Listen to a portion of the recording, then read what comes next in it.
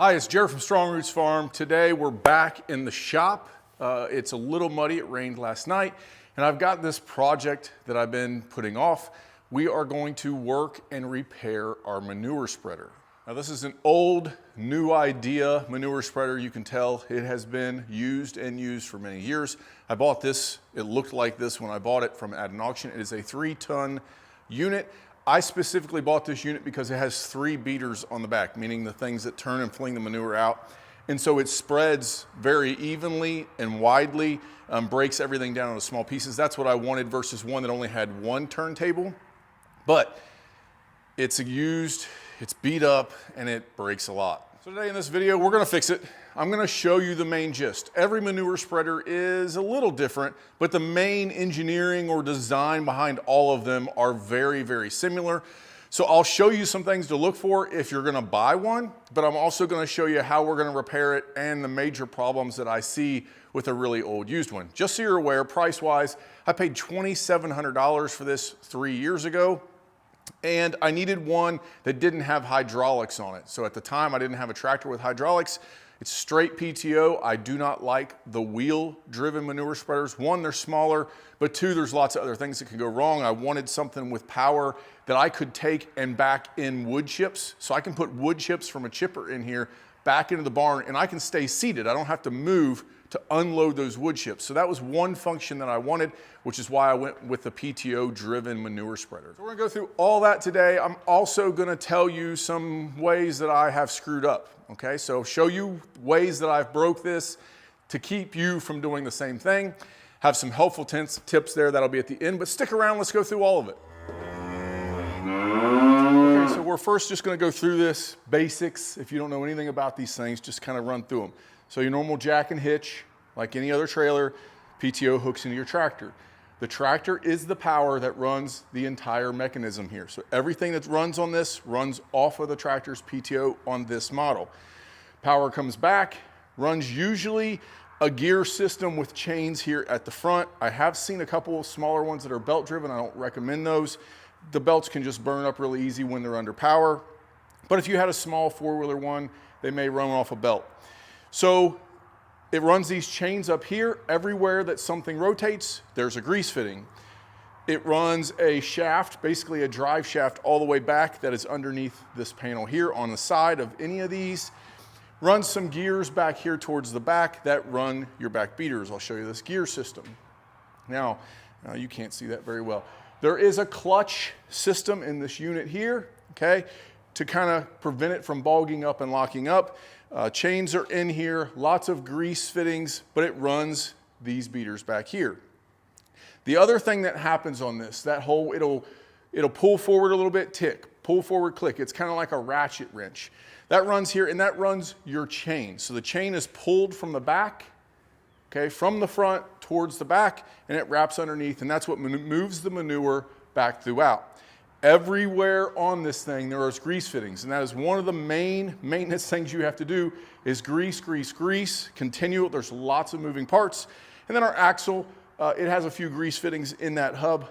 I usually don't over grease those, 2 or 3 pumps every year when I'd use this. So we'll go over a little bit of maintenance first. One thing that I will tell you is you want to keep these things clean, okay? So after every use, kind of clean them out. Don't leave manure sit in them. That's what's going to cause rot. It's also going to cause stuff to break down. So if you're one of these people that like to put manure in as you go, and then when it's full, put it out, it will start to settle and create more weight.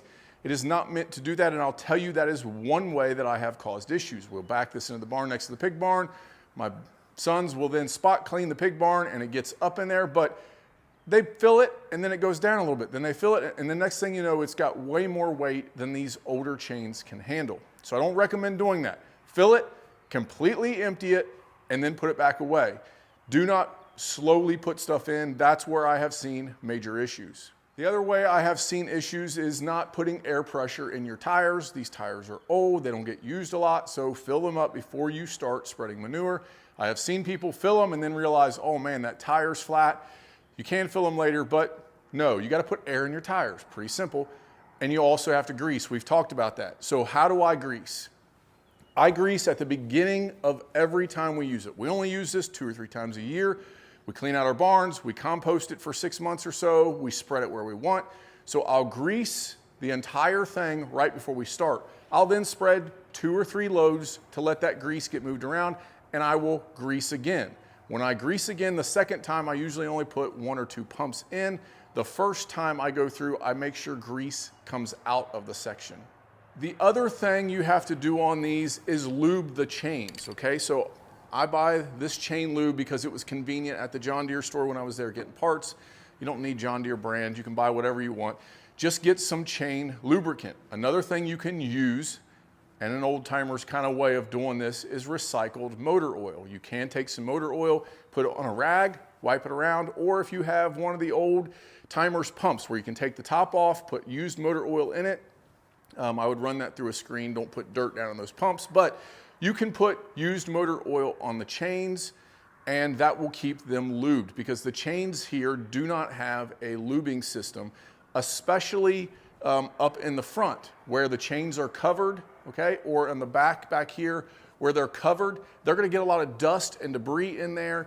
Manure is very acidic. If there's anything that ever gets on there, they can lock your chains up and cause your chains to break. The only chain that I don't lube is the drive chain that moves the manure because manure is going to touch that and I don't want to put motor oil in my manure that then gets spread on my field, right? I'm not trying to contaminate anything. I don't want oil dripping off these chains, but the drive chain is one of the main problems I've had with breakage, and that's where we're at today. Let's look at that. So you can see my drive chain is on the ground. That's not where she's supposed to be. Those links are old, they're rusted. I'll show you a brand new one, but they break, and that is what we are gonna repair, and that is the main issue that I've had on this older system. It's getting harder and harder to find these links. So my local John Deere, the local Case and Kubota dealer, none of them carry these links for these new ideas anymore. I have not been able to find these anywhere. So this is a 67H link. This is one individual length. They also have a different type of length, which we'll see, that goes on the angle iron, that is your drive bars. These are hard to find. When I first bought this manure spreader, TSC carried these back in the gear section. I can get them online for them, but the most they let me order at a time is 3. So I've been just stocking up. Every time I go to TSC online, I'll buy 3 links, I'll buy a couple lefts and a couple rights, and I put them into a container.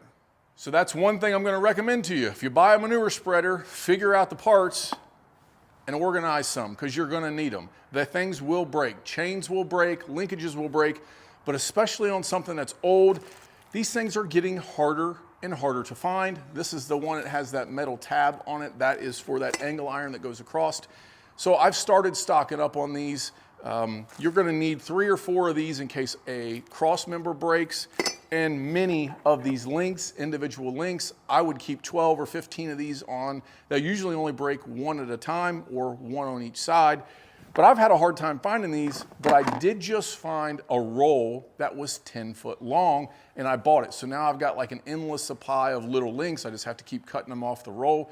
That's the only way I've been able to find these things though. So in the comments, if you know a place, hey, you can go here to this place and they will send you the right link, please let me know. I've used Amazon, I've used all kinds of different things. I get the wrong links in the mail. They don't give me what I need. These are 67H.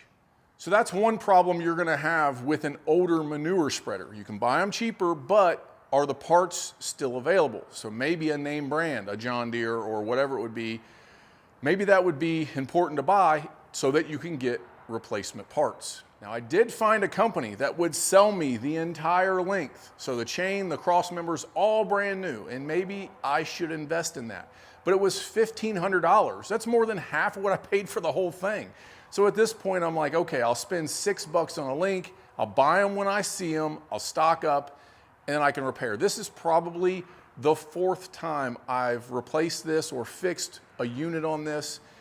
And so it is becoming hazardous to me and a use of my time. But learn from my mistakes. The reason I've broke it, 1, we put manure in it and let it sit in it like I told you. The other thing is overloading it. I think, oh, well, as long as it fits up on here, I can pile it up on and get it out there.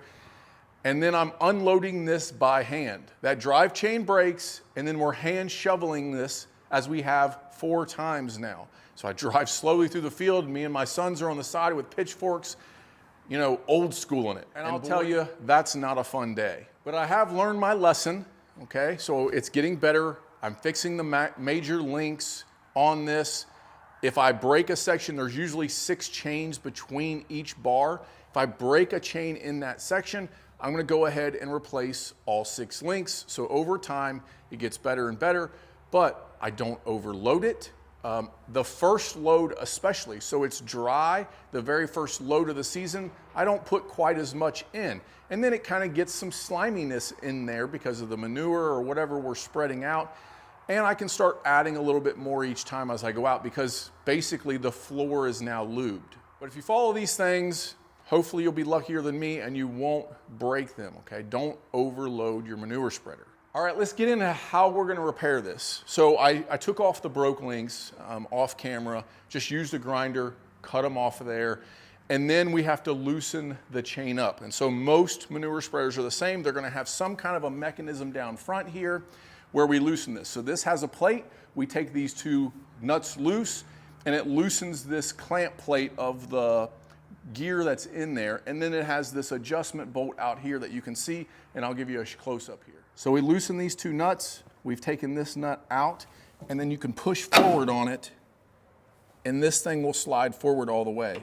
So I've had these off several times. When I first brought this home, I broke all these loose and then put grease on them because I knew this was gonna have to be adjusted over time, and that is one thing you should do. Go through, grease it, change all the oil in the whole unit, you know, spray your WD-40 on everything that has to be adjusted, every chain that gets an adjustment with a wheel or whatever it is, all these things, break them loose, move them, tighten them back down, and set your tensions on everything.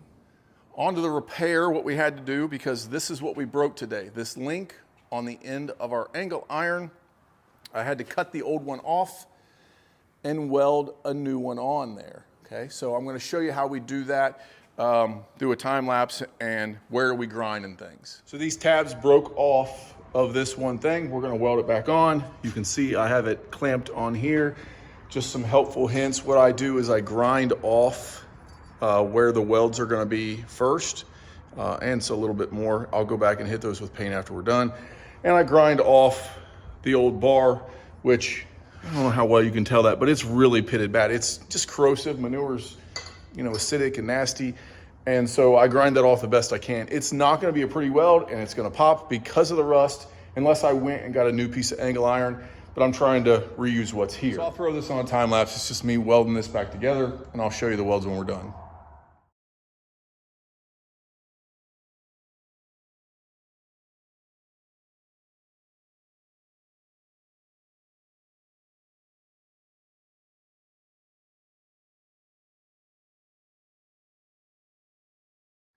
All right, we got that done, okay? So our bar is all welded up now. You saw us doing that in the time lapse. Now it is time to attach it down to our chain. And what I have done is got as much of the manure out of here as I could, and I'm gonna pull this chain towards the rear as tight as I can get it. I've got my front loosened up as far as I can get it. I'm gonna pull it this way and wrap it up over the gear, hoping to connect it to the other chain. Now, one important part when I do this, so you can see, or hopefully you can, these gears right here in this little point, that is where those chain, the teeth of those chain connect to. You wanna make sure that the teeth are in alignment. So in a count, so you'll have your bar and then maybe it's on the 3rd linkage. You want the 3rd linkage on each side so it doesn't offset and run diagonally. So the way this is gonna work is this part of the prior chain is going to slide in this groove and then ride in here, okay? What I have found on brand new links or brand new chains is this gap is not often wide enough. So I'm gonna take my angle grinder, it's a cutting wheel, and I'm gonna stick it down in here so it's really thin, and I'm gonna take a little bit off of this edge, which I already did on the angles before I welded them just to make them easier for me. And so I'll take just enough off and I'll pre-fit these, make sure they're gonna slide on and off before I put everything together. That way, when I get all that up there and I'm having to hold it and pry on it, that I know it's gonna fit. I'm not gonna have to mess around with it and then take it back off and grind a little bit. I pre-fit everything on both sides, and then I put it together. All right, so I'm gonna go ahead and do this. I'm gonna put the new bar that we welded on the bottom here. I'm gonna pull everything back, loop it up over and connect it in.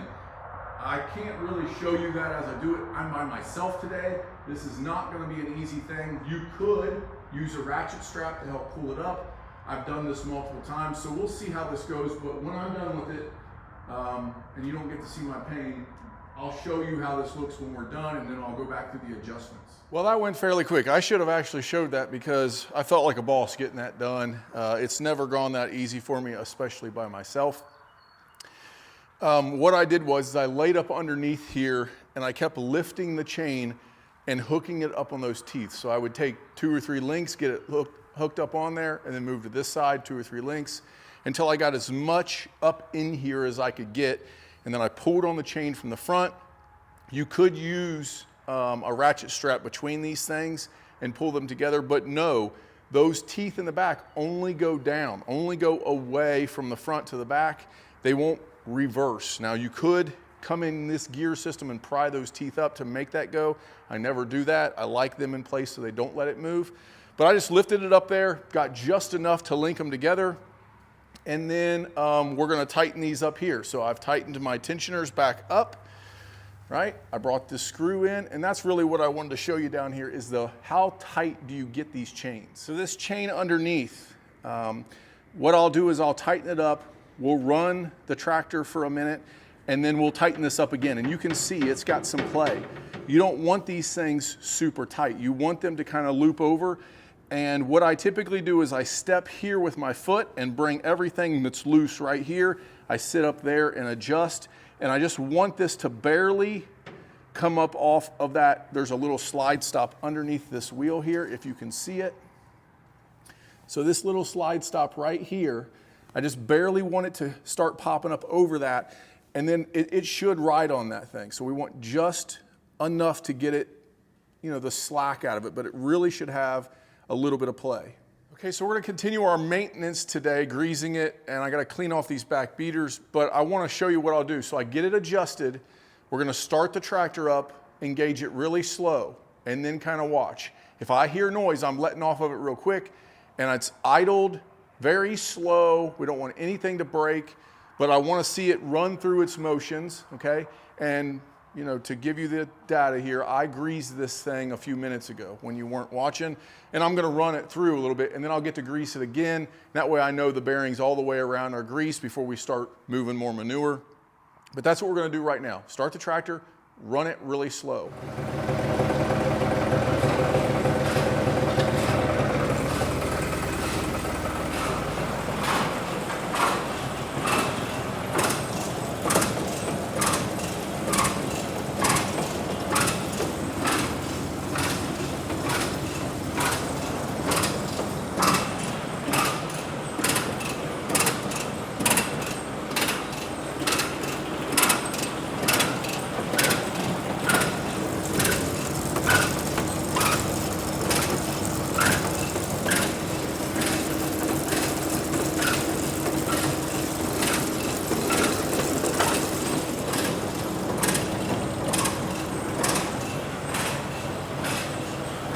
Okay, so everything seemed to be working okay, but it had a little bit different noise than I was used to. And as I look at it as it ran, the chain is just a hair tighter than I want it. It's not down on those stops. So it's actually about a ½ inch above those slides there at the back. So I'm gonna loosen it just a hair, just to bring it closer to that, and then we should be set. Now we're gonna clean off these back beaters. Nothing fancy here. I just wanted to show you, this is what it should look like. This is what it did look like.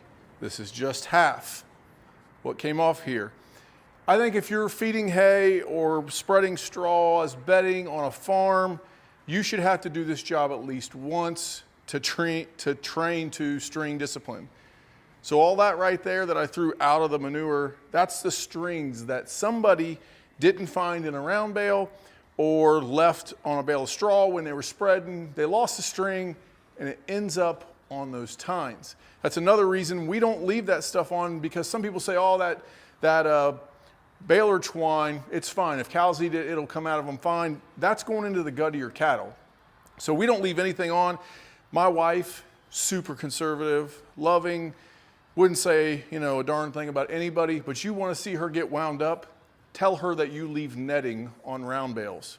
We first moved here, there was a big pile of compost we thought left out there, and the guy had just cut the netting off and left it fall where he was feeding. And so that pile of compost, there was all this old netting into it, and it was like spread one load of manure and then you had to cut it out. It's awful. Make sure you get all the netting, all the strings, all that stuff off. It'll make this job a lot easier. You're gonna miss them. I've got some in here, and some of this that is wrapped around that you see that kind of looks like strings, some of it is just long strands of grass that did not break down or a weed that got wrapped around. It's not all strings, but leaving strings in hay or straw or bedding is nasty to deal with when you get to this point, so don't do it. Well, there you have it. I hope that video helped you to learn things to look for and fix, and I talked about looking for something as you're buying it. So if you look at the bearings, are they dry? Do they have grease in them? Every fitting, has it got grease? How long has it sat? What does the chains look like? Are they sagging? Are they broke? Are they all even there? What type of chain does it have? Can you even get the parts for that chain again? Those are all things I would look for. The wood floors, a lot of those get rotted out over the years if people don't keep them clean well enough. So you're definitely gonna check that, but that's pretty obvious. Flat tires, hole in it, that kind of thing. But the small things like those bearings and those chains, a lot of people don't look for, and that's a lot of the problems with these manure spreaders. I showed you how we fixed it. We spent probably an hour and a half, 2 hours with the welding and everything and cutting on this thing with the cleaning. Not a bad thing for a year's worth of maintenance. A new one of these are easily 10 grand for a decent size one. You can find a used one for half of that or even less. Like I said, I paid $2,700. But you're gonna end up with stuff like this. To me, the savings for as often as I use it, having to fix this thing 4 times in 3 years wasn't a big deal. And I think 3 of those times were in the very first year, learning these mistakes. This year, it was my son filling it and not emptying it. So that's the biggest thing that I learned this year is if you're gonna put stuff in it, don't leave it sit in it. Immediately spread it, keep it empty. The one thing that I've seen other people do is pressure wash. So they'll get done and they'll pressure wash these out. I am not opposed to that, but I have found it is much easier to clean after it dries. So I'll just put it in the barn, wait a few weeks, let it dry, let it harden, and then that stuff breaks off so much faster than trying to cut wet, slimy manure off or pressure wash and have it spray everywhere. The other thing with pressure washing is water gets in bearings. So if you're gonna pressure wash and get everything clean, you have to go back and grease and re-lube every chain when you're done. Make sure you're pushing all that water out, wipe the grease off, lube every chain every time that you wash like that. Otherwise, you'll get water in those bearings and that will cause them to rust up and break. And then leaving these things out in the weather, of course, will do the same thing. If you're letting rain get on it and not keeping it in a barn, just like a baler, these bearings, these gears, they're all gonna rust up and they're gonna break much faster. I hope that video helped you. Thanks for watching today to the very end. Comment down below if I can answer any of your questions or if you have a suggestion for me where I can find better parts for this. A website, whatever it would be, where I can order this 67H chain if I ever need parts again. TSC seems to still have some of them, but they're scarce. They won't let me order more than 2 or 3 at a time. The website says they're not available. And so help me out with that if you've got a link or a way to spread that information out. Until next time, we're still doing here things on the farm. Stick around with us.